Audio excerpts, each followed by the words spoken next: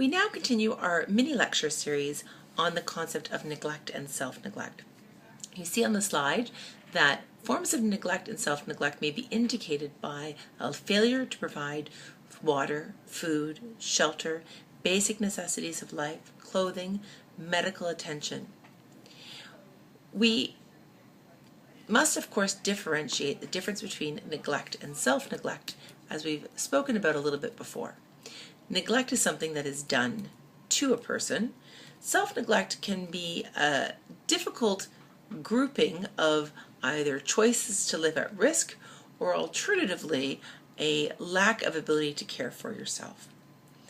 When we are looking at indicators, you'll see on the next page, you'll see some pictures of a fridge. This is a real fridge of an older person. One, of course, which is full of healthy foods, etc., and one which I would suggest to you would be an indicator of some form of neglect or self-neglect.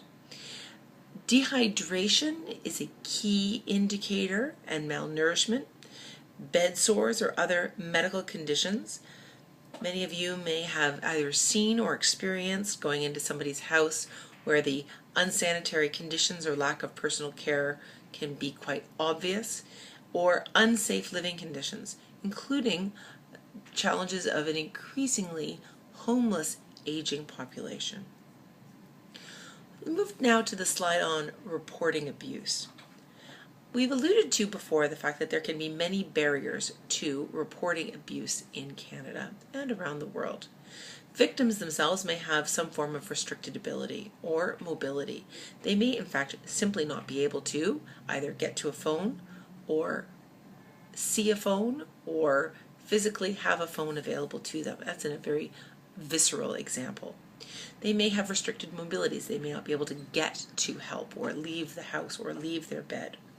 They may have some cognitive limitations, which may include some form of brain injury, stroke, difficulty because of malnourishment, which is impacting cognitive abilities. They may have some form of other cognitive limitations.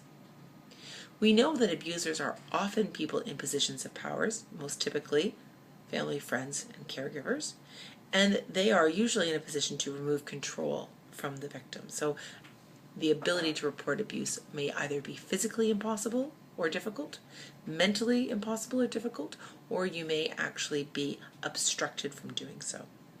Victims may be very isolated from any kind of outside resources. They can be isolated if you're in a rural community. You can be just as isolated if you're in a downtown of a city, sometimes even more so.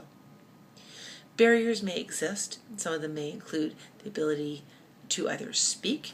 Language may be the ability to actually have language, or it may be a linguistic difference.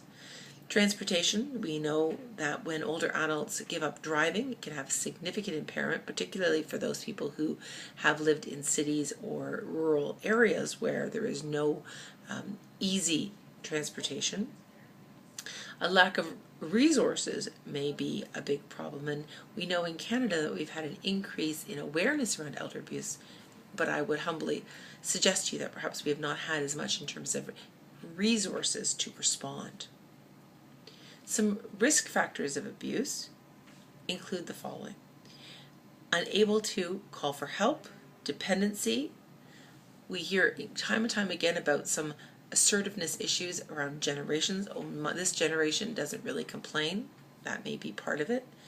There can be lots of people coming in and out of older people's houses, and many of you will see either caregivers or people who are providing support and assistance, or alternatively coming in and out of the house for other reasons.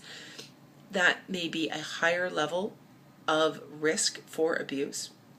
We know where there is a history of abuse, there is an increased likelihood of future abuse.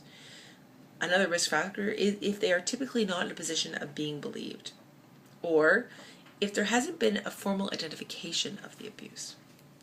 One of the big issues bringing both the reporting of abuse and risk factors of abuse together is a concern about not being believed, and of course shame and stigma. Typically, as we move forward, we will see that there needs to be specific resources crafted for older adults around moving past abuse and neglect issues and into safe environments. And whether that means an increase in resources, for instance, increase in safe places, changes perhaps in laws to allow for a greater prosecution of criminal cases. It may be a tightening of policies and procedures. It may be an increased understanding about the right of older people to live at risk if they are cognitively intact. We know that elder abuse and neglect is not going to go away, and it's not a problem that's going to get fixed overnight. Rather, it's helpful when we look at it in terms of considering other forms of abuse, that we're looking at prevention and we're looking at response. In Canada, we're making some movements towards prevention, and we need significantly more resources and knowledge around appropriate response.